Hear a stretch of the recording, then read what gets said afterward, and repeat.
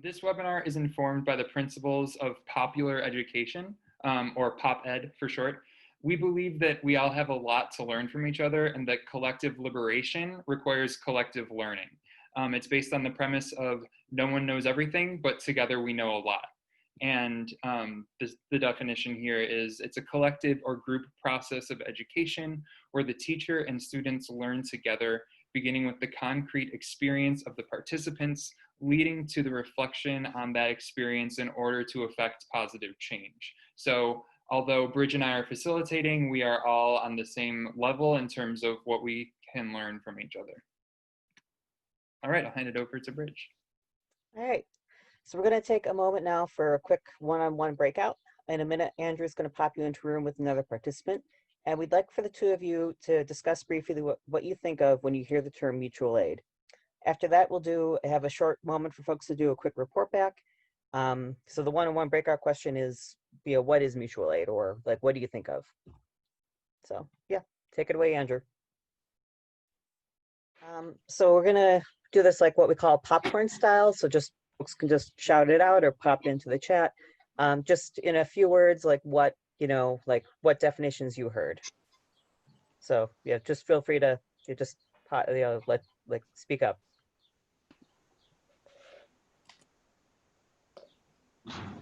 Reciprocal. Mm-hmm. We help people, people help us. It's a way to build community. Mm-hmm.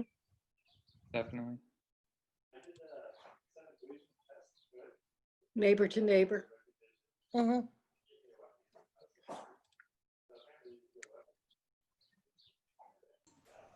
Yeah, Any others? We said community-based support and something that is leaning away from capitalism, and it's more community-based. It's not a charity that's like a one-way thing. It's the community taking care of each other. Mm-hmm.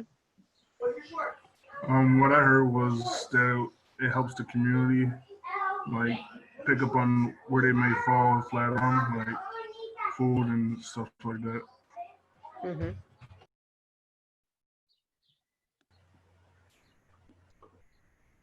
Any others? No strings attached. Great. Yeah. Okay, so I think we'll move to the next slide then. I'll hand that back to Michael.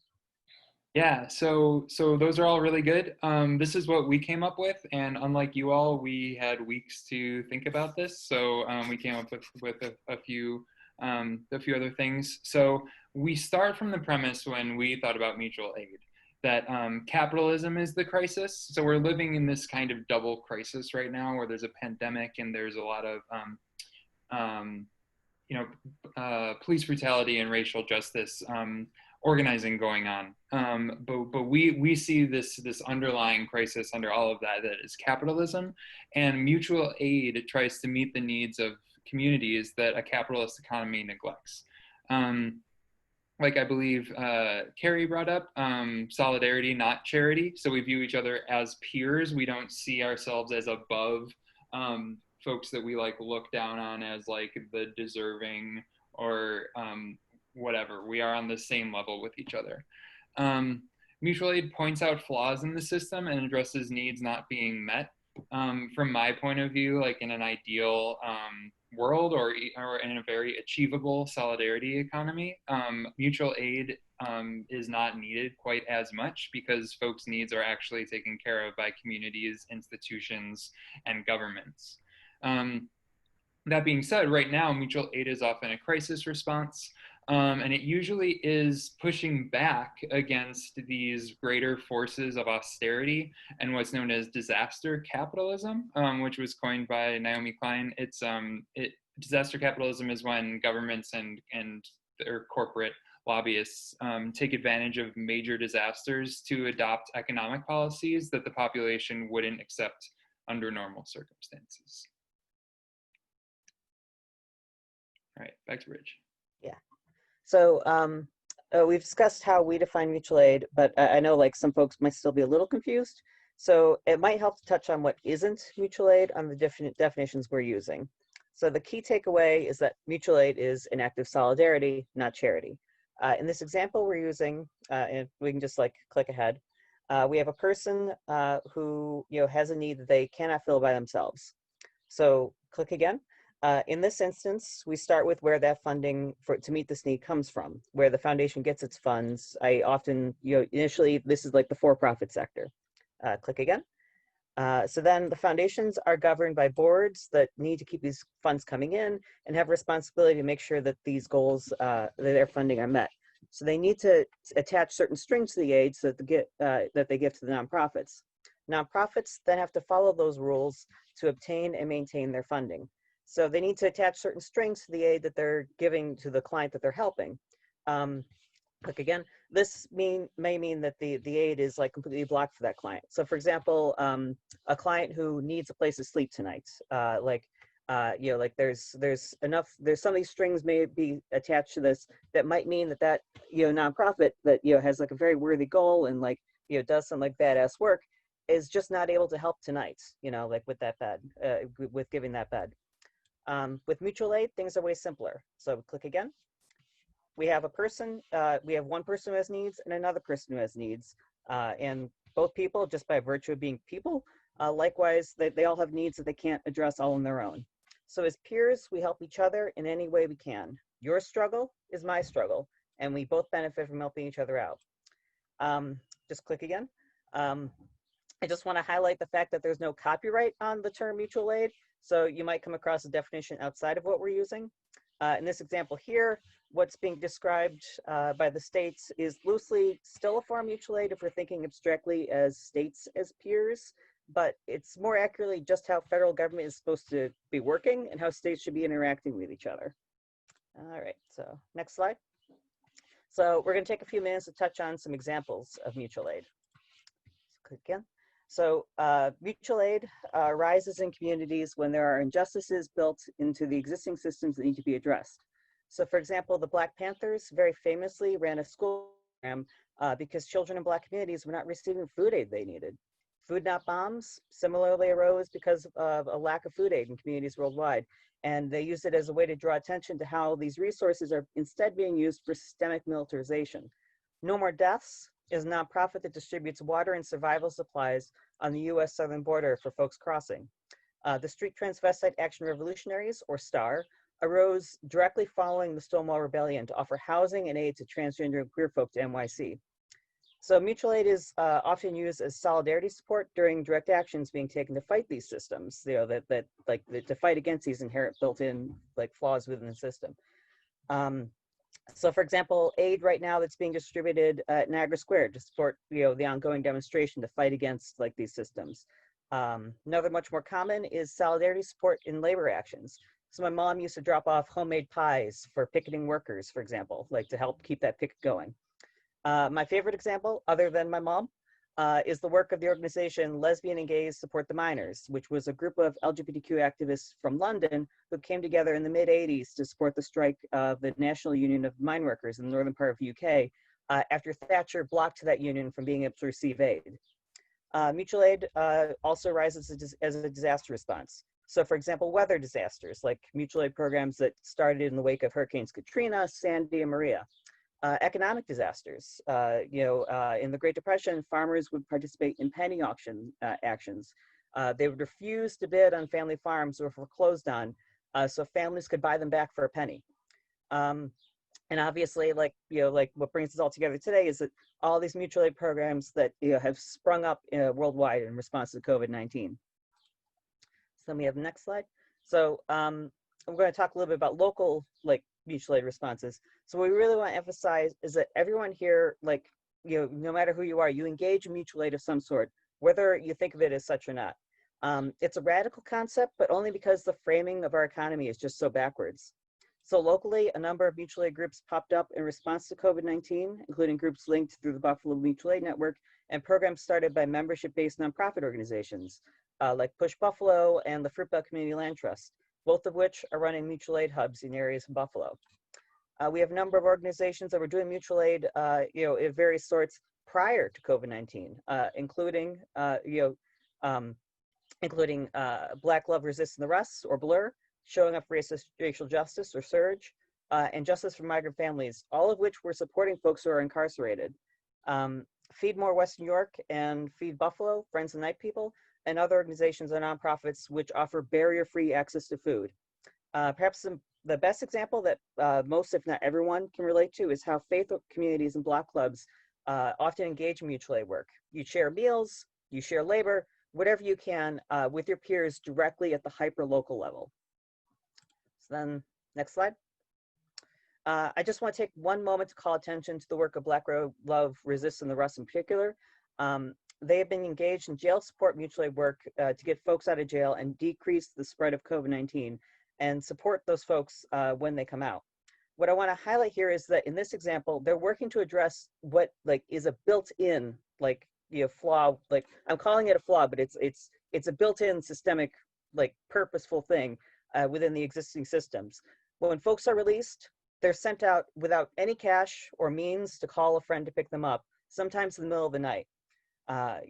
So by doing jail support, Blur is not only helping that person, but also the community as a whole by helping reduce the potential spread of COVID-19. So if you want to donate your time or some financial support, there's some links right there. We're also going to share these links for this organization and all the other organizations I listed in an email after the webinar. And I hand it back to Michael now. Thank you, Bridge. All right, so we defined mutual aid. We talked about it a little bit. How can we go from mutual aid, which is where we're at now, which is what we're all participating in together, to building a solidarity economy? Before we do that, first we need to decide on a collective understanding of what a solidarity economy is. And before I continue, I just wanted to highlight that Andrew posted in the chat, there's a document that we're using, and all of the breakout groups, all of the questions and prompts are in that. So if you click on that, that will help moving forward. I'm sorry, I forgot to mention that earlier. All right. So that being said, we're going to go to our second breakout group. It's going to be another one-on-one, just short brainstorm, where following the principles of Pop Ed, I want to have a working definition that we agree upon together of what the solidarity economy is and what it would look like. So the questions for this breakout group are going to be, what is a solidarity economy? And how would we begin to apply the principles of mutual aid that we've just discussed into an economy? So on a system-wide level. So Andrew, please, if you could break this out, we'll start talking about it. What did folks come up with? Any initial responses to what is a solidarity economy?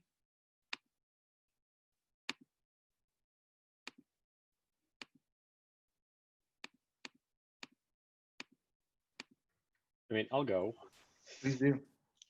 I mean, we spent like 4.5 minutes talking about the surrounding things, solidarity economy, but we're kind of existing in a system that is prone to pitting microgroups of people against each other and not actually operating for the benefit of all of them. So solidarity economy is operating with actually the entire group in mind, as opposed to a few people at the top. And it's like in regards to mutual aid, it's just the restructuring of our trade routes, so to speak, to foster interdependence in our actual local communities. Definitely. Just to piggyback off of that, at my breakout, we talked about how the community comes together to strengthen those in need, whether it's like food and financial assistance, similar like what Push did during the pandemic. Yeah, definitely. And that definitely sounds like kind of like a systemic outgrowth of what mutual aid looks like. So I really like that. We also talked about the disrupting the traditional power structure in economies. So not having the banks control all of the economic flow, for example. Definitely. And we'll talk in a little bit about who will have that control in a little bit. Well, we talked about sort of the vision of being able to have a job or a passion and work on a project and be able to take more risks with it because you're not afraid of, you know, getting fired and then only having so many months of unemployment and then just being, you know, written off as lazy. Like you would have support from your community, and you know, innovation might actually do better because people are less stifled by having to make ends meet all the time. Yep. Anyone else?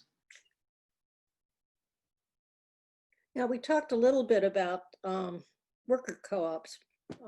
You know, I know just a tiny bit about the Mondragon Corporation in Spain, which is longstanding and pretty large, is a, you know, whole different way of organizing corporations and worker relationships with one another. Yeah, absolutely. I'm partial, but I love worker co-ops and their place in the solidarity economy. Anyone else?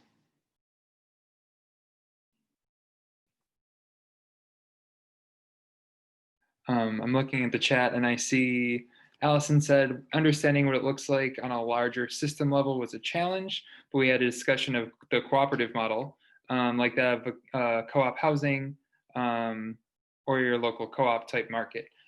Definitely. We're going to talk about both of those things in just a second. And yeah, in my breakout group, just a second ago, we were talking about how all we know is a capitalist system. All that we've experienced is capitalism, and so sometimes it's really hard to think up what, you know, these small pockets of goodness like mutual aid and co-ops, like how that gets to a system-wide level. But that's why we're here tonight, to try to tease some of that out. So really good point. Kate said, validating that everyone has the ability to help and be helped. I love that. Okay, let's keep rolling. All great. I love that we're getting this conversation going. So the best definition that I can find is it was so good that it actually took my breath away. So I think it bears reading in full. And again, I encourage anyone who has reflections to please post in the chat. So, solidarity economy.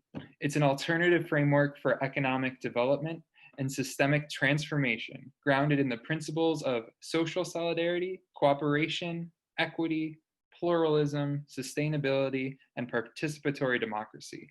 We're imagining and working to build an economy that puts people and planet before private profits and power. These guiding principles inform solutions that are grounded in transformational systemic change to increase power, access, resources, capacity, and accountability for all people. These values are the foundations of what a social solidarity economy could be, and the organizing principles are the ways in which we get to equitable, healthy communities, decision-making controlled by people affected, and a sustained environment. Whew! They knew what they were doing at the Highlander gathering. That's all I have to say about that. Off to Bridge. Yeah. So that definition, like in everything we've talked about, sounds pretty great, right? The question then is like, how do we get there? Yeah. So next slide. So we're going to do another breakout. We're going to take 5 minutes for small groups to brainstorm about this. The questions we'd like you to consider in your small groups are, if we were suddenly part of the solidarity economy, what institutions would we see? How would they look different than the institutions of the current capitalist economy? And after these small group breakouts, we'll come back together for a short 5-minute break, like report back period. So take it away, Andrew. Yeah, can we hear some like report backs from folks? Like you just popcorn it, like let us know like what your thoughts were if they came out from your conversations. You can also raise your hand using the chat function there.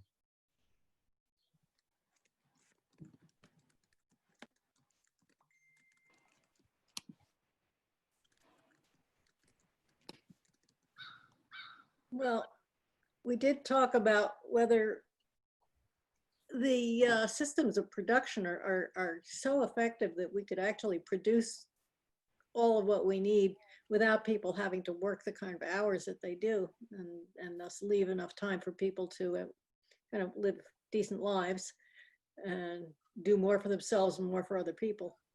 I mean, actually, Keynes talked about this in like 1936, and I think he probably was right. Mm-hmm. Kate shouted out like universal health care available to everybody. Oh, yeah. Yeah. We wondered whether there would be new institutions that perhaps we can't envision right now, and which institutions would disappear or perhaps still exist, but in a different way, such as schools, healthcare, and so on. JD Absolutely. raised his hand. Oh yeah, yeah. JD's got his hand up. You know, we didn't talk about this in the breakout, but you know, sometimes when I hear of Keynes and Marx, you know, I think sometimes their theories are a little complicated by there are, you know, approximately 8 billion people on the planet now, something that I don't think they could really even conceive of in the wildest imaginations. But anyway, so it's growing. So I think the challenges are huge, you know, so whatever we come up with needs to scale and scale a scale that is unfathomable. Anyway, thank you.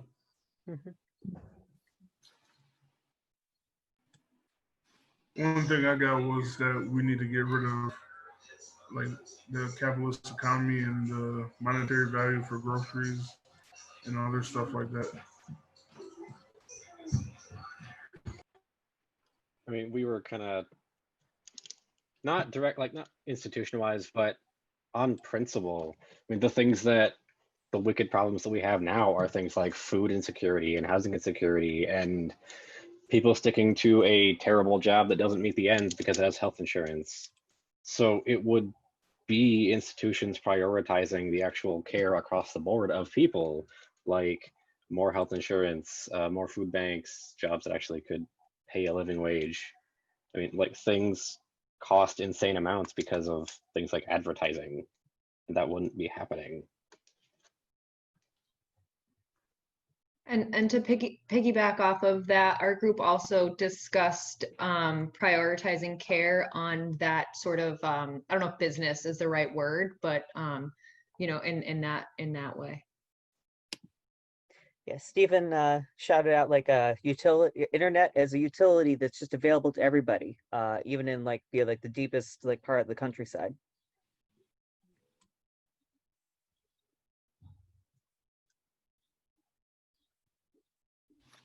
Anyone else?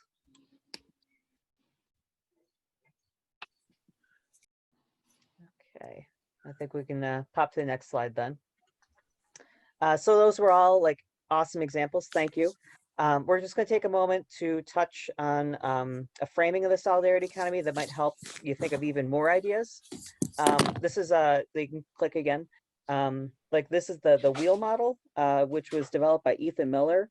And the economy in this example is broken up into 5 sector spokes that all work together.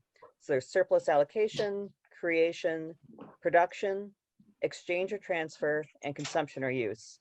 And it looks like my animation got a little screwed up. So like I'm going to just jump to creation first because that's here.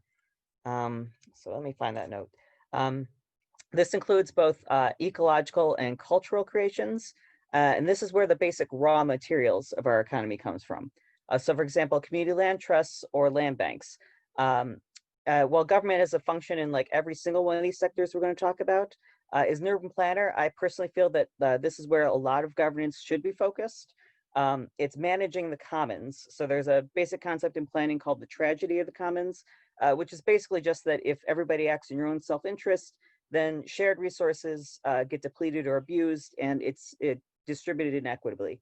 Government should function to help protect, regulate, and equitably distribute these resources to everybody.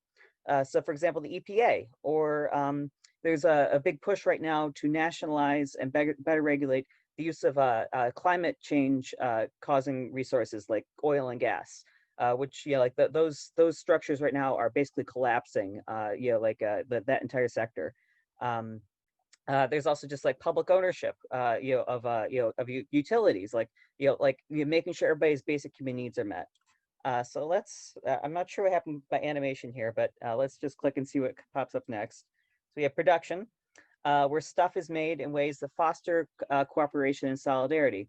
For example, a lot of folks have like shouted out worker-owned cooperatives like Bread Hive.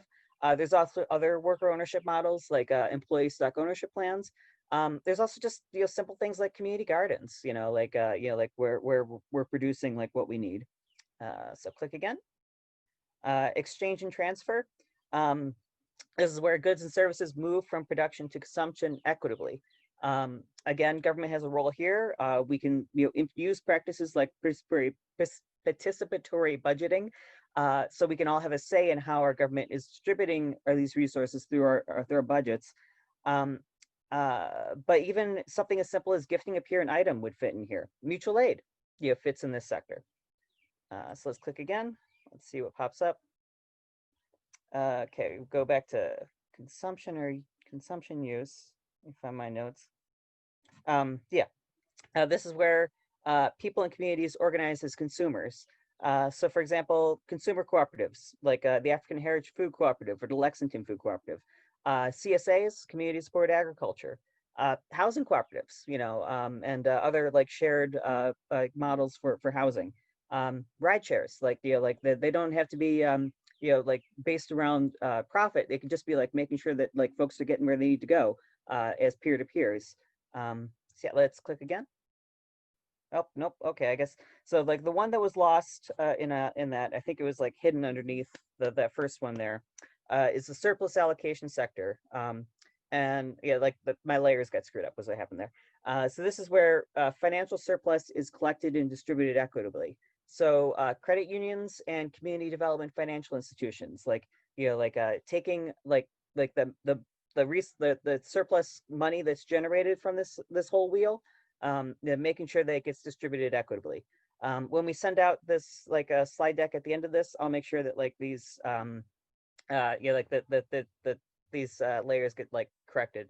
We're also going to include a link to a policy paper that this model is built on, so you can like read all this more in depth if you're interested in like wonky like me and like want to go into all this. So yeah, like let's go to the next slide then, and I'll hand it back to Michael.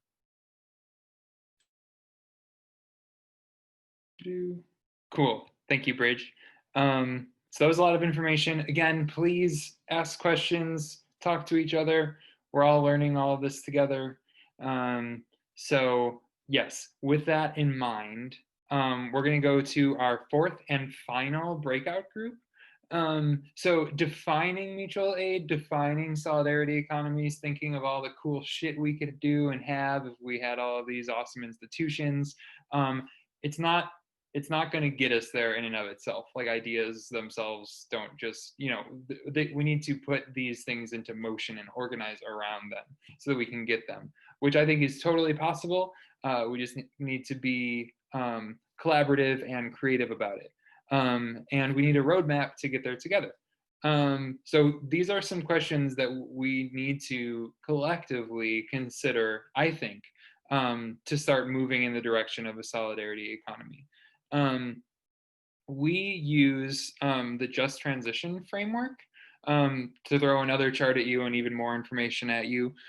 This is also in your shared Google Doc that we had before. Basically, it includes two forms of organizing. One is stopping the bad, which is the extractive economy or capitalism, and the other is building the new, which is the living economy or the solidarity economy.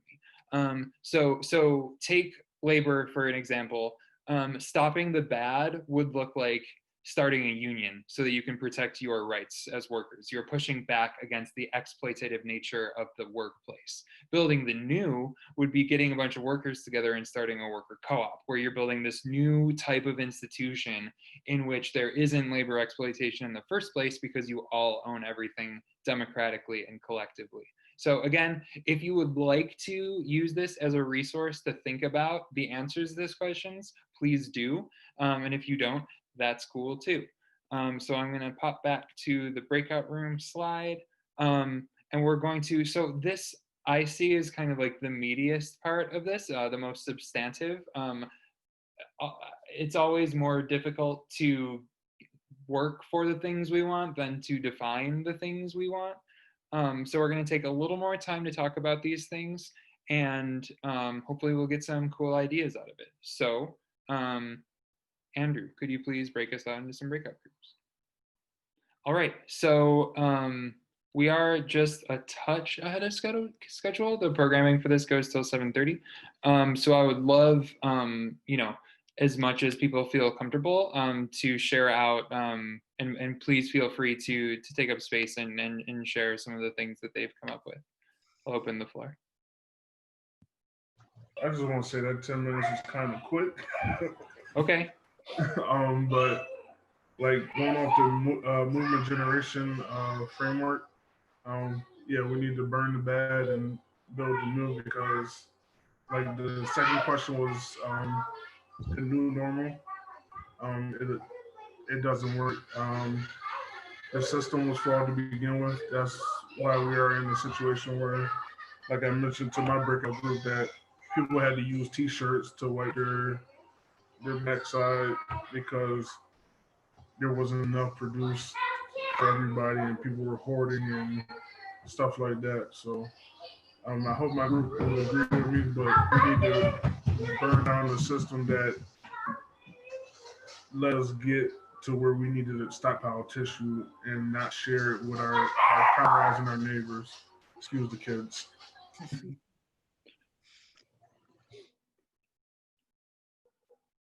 Yeah, definitely. And well heard about the breakout group being short. I appreciate that feedback. What else? I could jump in a little more with what Tyrell was just saying. We were in the same group. I think Linnea had a great line in that was like, as the clock was ticking down, it was kind of a perfect mic drop. We were talking about how the additional recognition that's being bestowed on so-called essential workers, many of whom have correctly identified as more sacrificial because they're not given the basic benefits that they deserve. And Linnea just basically said that we have a moment where people, everyday people are being recognized as heroes. We need to make sure that they have their basic, that they have a basic social safety net. Absolutely.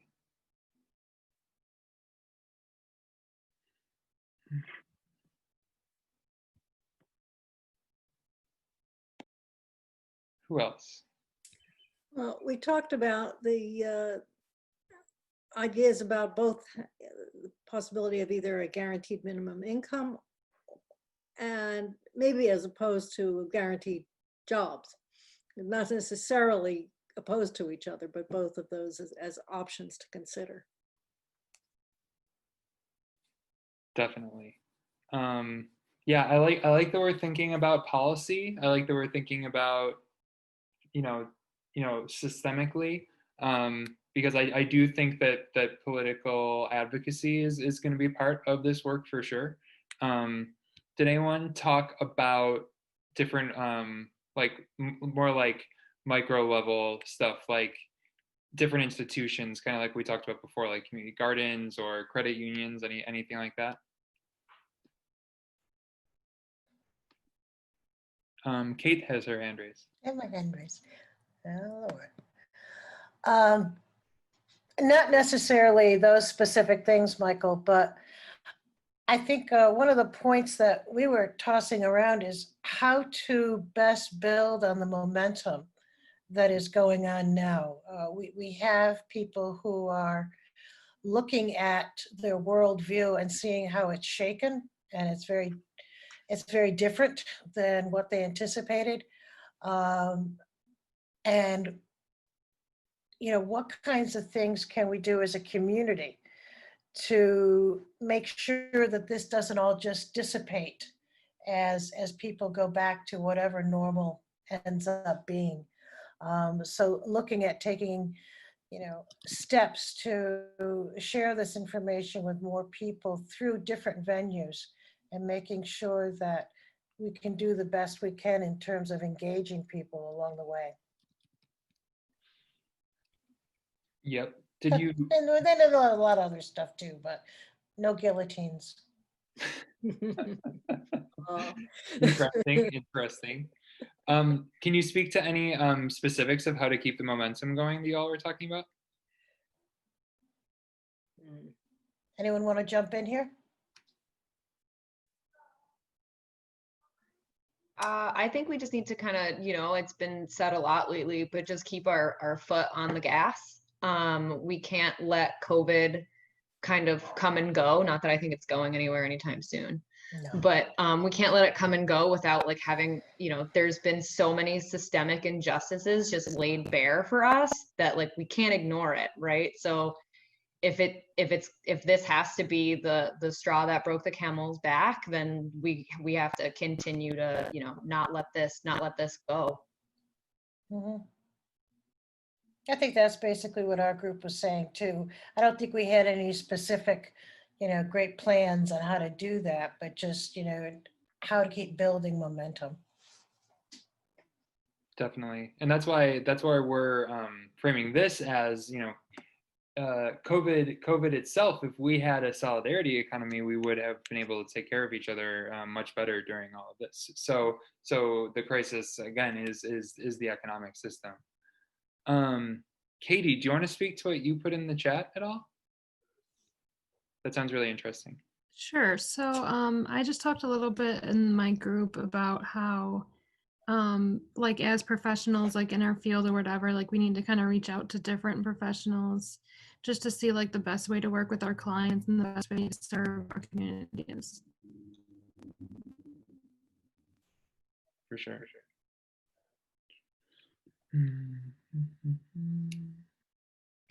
Cool. Who else? What other ideas do we come up with?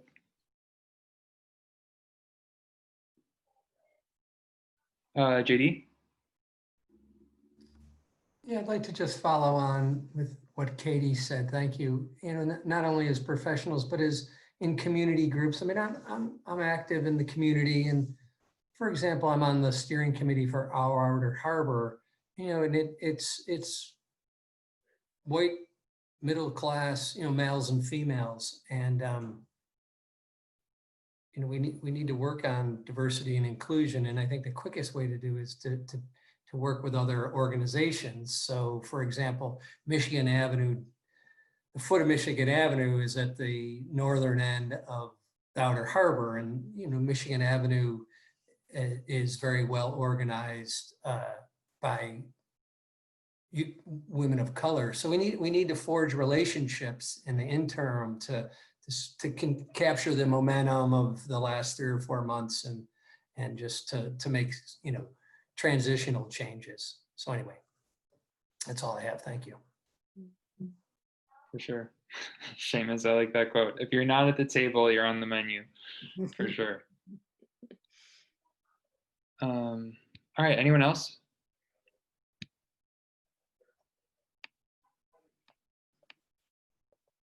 I think part of our group, we talked a little bit that this is not the first time in history that there's been a transition happening, and that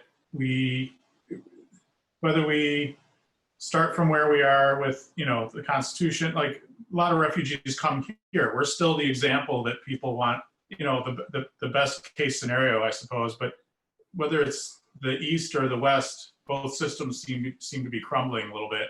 So what now?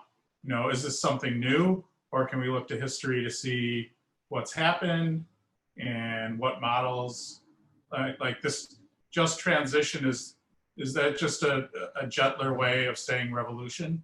Is that what that is? I mean, maybe less bloody.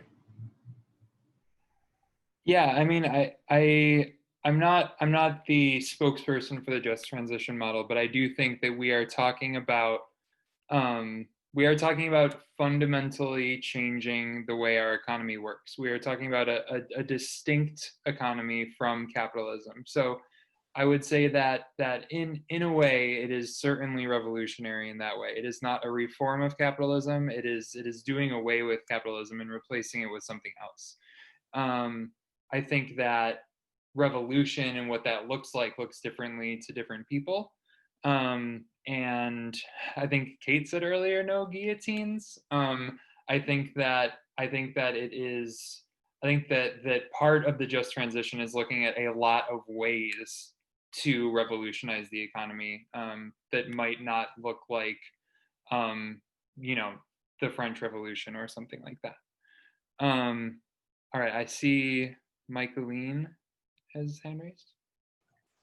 Kind of piggyback off of the history. I think looking to indigenous cultures and indigenous worldview, I think can inform a solidarity economy. Like I was just reading a book around the Iroquois Confederacy and how it was a system of reciprocity. I think there may be a lot of wisdom if we can be bringing those perspectives and ideally those voices to the table as well. For sure. In the chat, Kay brought up something that's very important. They said, I noticed right away that there appears to be only one person of color on this webinar. Does that say anything about the groups organizing it or how they communicate? Making sure that we're reaching out to all different types of communities, especially marginalized communities, is something that we prioritize and are working on all the time. Cooperation Buffalo is currently staffed by 2 white people, and we are aware of that, and we are aware of what biases that brings to the table, and we are doing our best to counteract that. And I appreciate that you brought that up, and we are open to hearing different ideas about it, and we are also working internally on that as well. So I appreciate that, and if you'd like to speak to that anymore, you're certainly welcome to.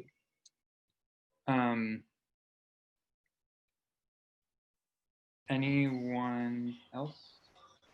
I would like to say something to that. Sure. I oversaw Push Buffalo's mutual aid support during the last 4 months or so. And this webinar spoke to me because I've seen a different side of Buffalo. I come from Syracuse, New York, and just helping like the most impacted areas, like the 14215, showed me that we need to come together more than ever, especially not seeing color, but just seeing a human being, because we all bleed red. If we just take that out of the equation for a moment, we'll be able to help a lot more people than we normally can if we just look at color as the first line of sight. So yeah, it opens up my mind and my perspective to see like helping other communities. We help as far as Amherst. It didn't matter who called in or who requested assistance. We helped anybody we could, and we never turned anybody away until we started running low on funds. So that is my perspective on the color comment. Thank you for sharing that. And yeah, it's definitely something that's going to be an ongoing conversation. Unfortunately, we are kind of pressing up on time now, so we're going to keep rolling. But I really appreciate everyone's perspectives on all of this. So yeah, let me. All right. So this hopefully is just the beginning of a fruitful conversation where we're continually bringing in more and more people. And we have a lot of things coming up to kind of follow up on what we've talked about today. First thing is we're going to be hosting a town hall discussion, basically a large discussion group where we talk about what efforts we have done with mutual aid since this webinar, and what we can do moving forward to continue moving from mutual aid and to building a new economy. We will send all of this information out along with the slides and the recording, as long as everyone's cool with it, either tomorrow or Friday. And like I said earlier, this is the first webinar in our 3-part series. Actually, sorry, let me talk about that in a second. The next thing is, we talked about co-ops earlier. If you are interested in starting one yourselves, please reach out to Cooperation Buffalo, and our emails will be provided at the last slide here. And we'll be sharing all the slides. Thank you, B, earlier for bringing that up. And another thing you all can do in the meantime is join a mutual aid group if you're not already a part of it. And we'll have Bridge talk about which ones are actively doing work locally here. Yeah. So if you want to get, if you want to get connected to an existing mutual aid group or get a new one going, we're going to send out links in an email after this call. But for some quick ideas, you can join the Buffalo Mutual Aid Network. We have a Facebook group which is really active. Just to start to get plugged in. You can talk to staff at any membership-based organization that's been like really fruitful, like here in Buffalo. See if they would be interested in working with you to start a mutual aid program with other members of the organization. And talk to folks on your block club, about starting a mutual aid program with each other, like peer to peer. Similar like a starting one with the faith group you're part of, or you can just go ahead and just start your own. Just like start reaching out to friends, reach out to family, reach out to folk you don't know that you just see all the time, and just start to get rolling. Buffalo Mutual Aid Network is going to be hosting a chat on Zoom on Monday, July 6th, which is just going to be focused on identifying resources needed by what we're calling neighborhood captains to help start mutual aid programs, especially at the block level. We're going to be holding a webinar towards the end of July, which is going to be focused on how these mutual aid programs can also be relied on instead of calling the police. So, how to use mutual aid as a way to help shift, start to make this shift and start to make this move towards the solidarity economy away from the current framing that we currently have. All right, so then it's back to you, Michael. Thank you. Okay, so like I started to say before, got a little ahead of myself. We have 2 more webinars in this series. The next one is actually next Wednesday because we wanted to reschedule this one. And then the following is 3 Wednesdays from today. So July 1st and July 15th respectively. Again, all of this information will be emailed out to you all. The next one, which is Wednesday, July 1st, is going to be Co-op 101. What is a worker co-op? At Cooperation Buffalo, while we do support all different types of cooperatives in Buffalo, the ones that we focus on are worker co-ops. So next week, we're going to introduce what they are, how they're different from traditional business, how they are, in a way, revolutionary. And how you can start one or convert a traditional business to a co-op. So that'll be really cool. We'll be talking about that. Finally, our last one is going to be on conversions, which is what we call transitioning a traditional business to a cooperative business. Specifically, we're going to be talking about selling your business to its workers rather than closing down because of COVID. Obviously, we're in a huge economic downturn right now, and folks are struggling with,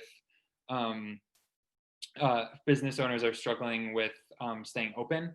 And we want to encourage that community to consider different options than just closing down. Co-ops, as we'll express next week, have been shown to be more resilient than traditional businesses during economic downturns. So they may prove to be a good answer to some of the economic issues today. So we will be talking about that on July 15th, and we hope that some of y'all will be on that. All right, back to Bridge to talk about Grant Street. Now that you have all these like ideas in your head of what we could have if we had a local solidarity economy, and hopefully like you got some brain power going out with that in that direction. I just want to take a second to point out that Preservation Buffalo Niagara is currently engaged in a consumer and stakeholder survey about Grant Street. This is specifically for residents of the West Side. If there's ideas that you're really feeling inspired about like what could be and what you would love to see, like for Grant Street, please feel free to share your thoughts. We're going to share those links that you see there, like with the follow-up email. But yes, please take our survey.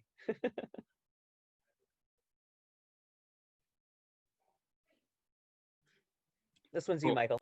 Yep. Sorry, I was muted for a second. Last thing, Cooperation Buffalo is offering what we call a Co-op Academy. So this is for if you are serious about starting a co-op, have a couple people that want to start up a cooperative business, want to run a business without bosses. We are offering a free and comprehensive 13-week course to help you all do it. We're going to cover business and financial planning, democratic governance, and cooperatives' place in the movement for a solidarity economy, and more. Likewise, if you know someone who currently owns a business that might want to consider, making it into a co-op, they would be great candidates for that as well. So more information about that coming up soon as well. You all are actually probably the first people to hear about it. So yeah. Okay, so that's it for us. I am so grateful to all of you for joining. And like I've said, we'll be sending out all of the information in email, and we really hope that we can collaborate together in building the world that we all want to see. So please feel free to reach out to any of us. Our emails are there. If you have any questions, want to start a co-op, want to do mutual aid, anything like that, please reach out to us. But that's all I have. I hope everyone has a great night.